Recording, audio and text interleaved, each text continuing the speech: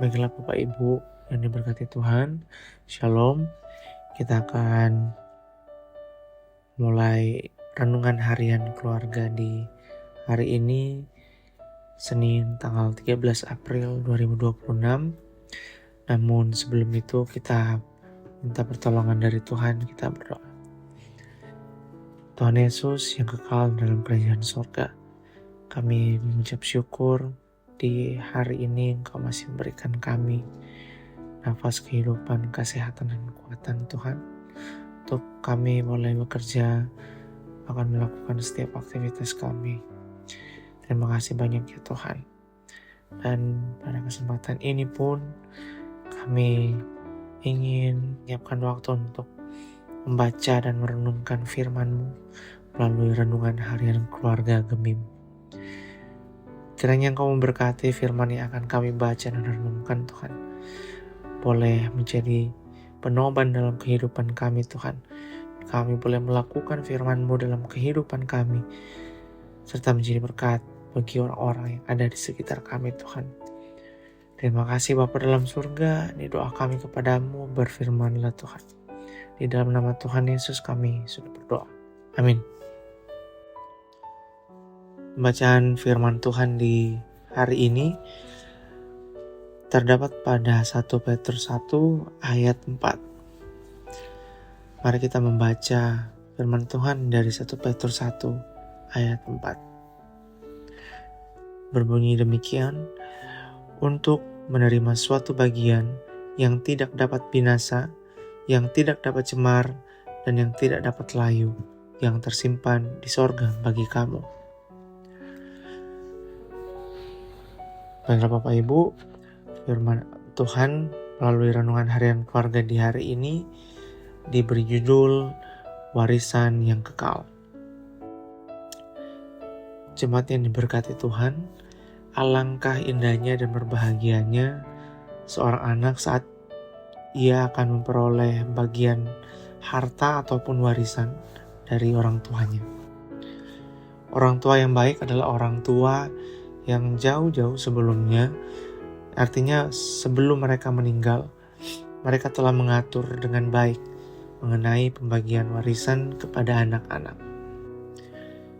Memang di berbagai tempat ada saja pertikaian yang terjadi hanya karena pembagian warisan.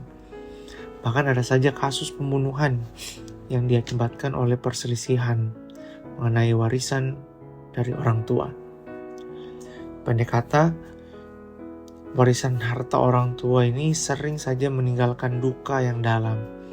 Jika memang masing-masing anak melihat itu hanya sebatas harta, tanpa melihat bahwa itu juga adalah anugerah dari Tuhan yang menjadi tanda kasih orang tua, agar anak-anak tidak akan melupakan mereka.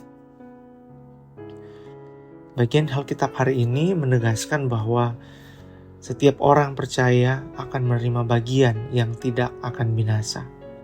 Bagian yang akan diperoleh setiap orang percaya pertama adalah bagian yang tidak dapat binasa.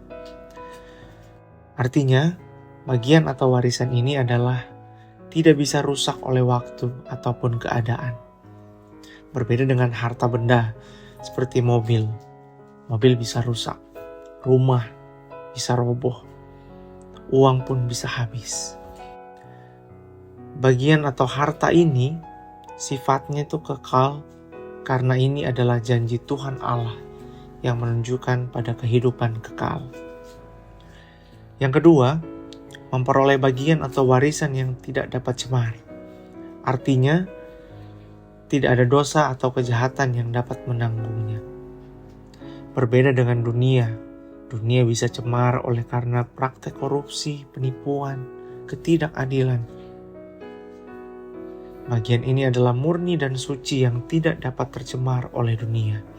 Ini adalah kudus karena datangnya dari Tuhan Allah sendiri.